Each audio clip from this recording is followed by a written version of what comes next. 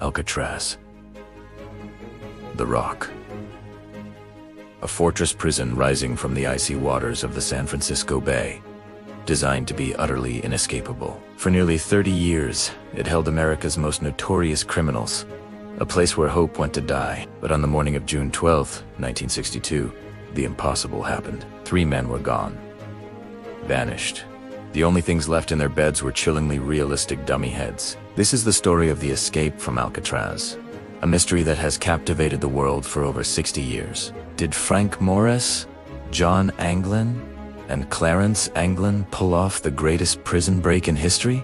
Or did they meet a watery grave? To understand the escape, you first have to understand the mastermind, Frank Morris. He was a career criminal, but with a crucial difference.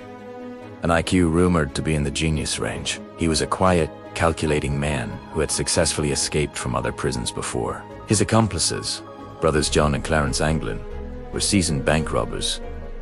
Known for their own prior escape attempts, they were tough, resourceful, and desperate. Together, these 3 men formed a team with the skill, patience, and sheer nerve to challenge the Rock. They knew that brute force was useless.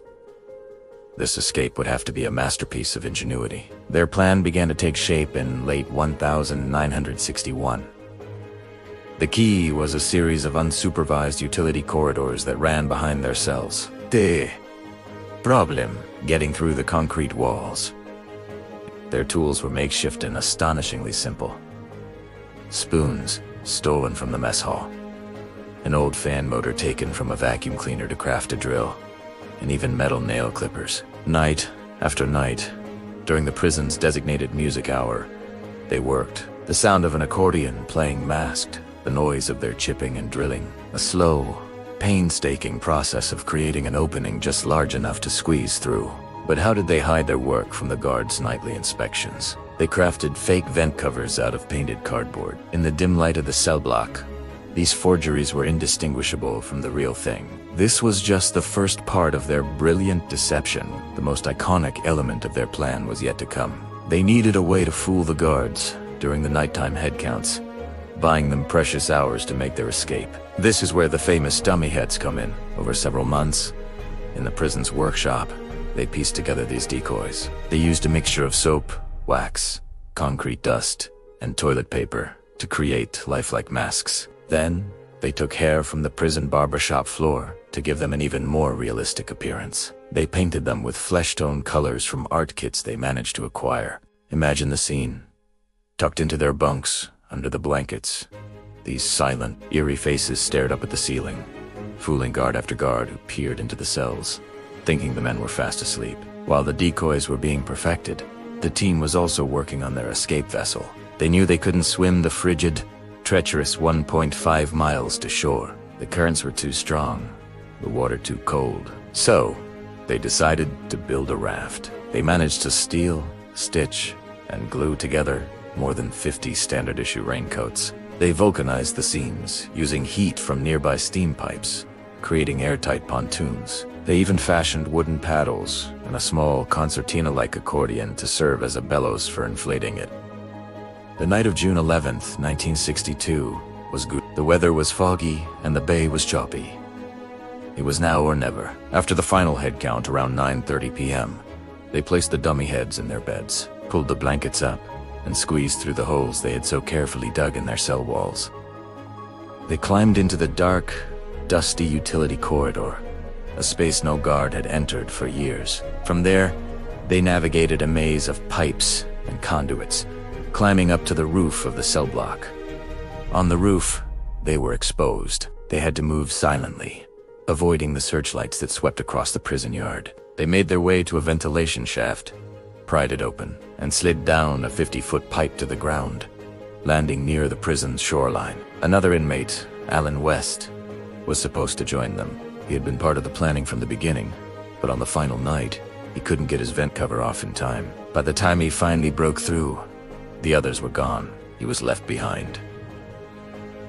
The final moments are shrouded in mystery. We know they reached the northeast shore of the island, a blind spot for the guard towers. From here, they would have inflated their makeshift raft and pushed off into the dark, swirling waters of the bay, aiming for Angel Island. And then, silence. They disappeared into the night, leaving behind one of history's most tantalizing questions. The next morning, the escape was discovered. The dummy head in Frank Morris's bed was accidentally knocked to the floor by a guard, shattering the illusion. The alarm sounded, and Alcatraz went into lockdown. The FBI launched one of the most massive manhunts in its history. Boats and helicopters scoured the bay. Agents combed the surrounding shores. They found a few pieces of evidence: a paddle washed up on Angel Island, shreds of raincoat material, and a homemade life vest. They also found a wallet containing names and addresses of the Anglin brothers' relatives. The official conclusion from the FBI was simple: the men drowned. They argued that the currents were too powerful and the water too cold for their crude raft to survive. They believed the men were swept out to the Pacific Ocean, their bodies lost forever. The case was officially closed in 1979, with the Bureau confident the escapees had perished in the attempt. For the authorities, it was case closed. Alcatraz remained inescapable, but the story doesn't end there. For decades, theories have swirled, challenging the official narrative. The families of the Anglin brothers have always maintained that the men survived. They've produced evidence they claim proves it, including Christmas cards signed in what appears to be the brothers' handwriting, received years after the escape. Most shockingly, in 2013, a letter surfaced, allegedly written by a then elderly John Anglin. The author claimed that all three men survived, but by a slim margin. The letter stated that Frank Morris died in 2008 and his brother Clarence in 2011. The writer offered to turn himself in exchange for medical treatment for cancer. The FBI analyzed the letter for fingerprints and DNA, but the results were inconclusive. Was it an elaborate hoax, or a final confession from a man who had lived a life on the run? The mystery only deepened. Then there's the photograph. A photo taken in Brazil in 1975, which some experts believe shows the Anglin brothers, alive and well, living under new identities. Forensic analysts have studied it, with some concluding it's highly likely the men in the photo are John and Clarence. So what really happened that night? Did they make it to Angel Island, steal a car, and vanish into America?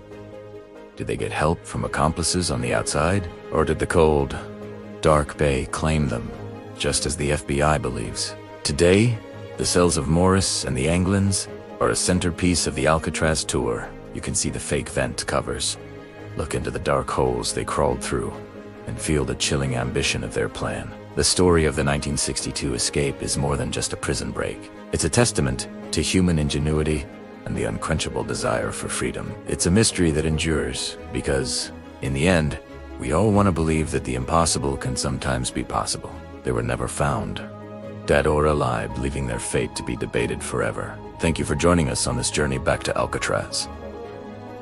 What do you think happened to the escapees? Let us know in the comments below. And if you enjoyed diving into history's greatest unsolved mysteries, make sure to like this video and subscribe to our channel for more. We'll see you next time.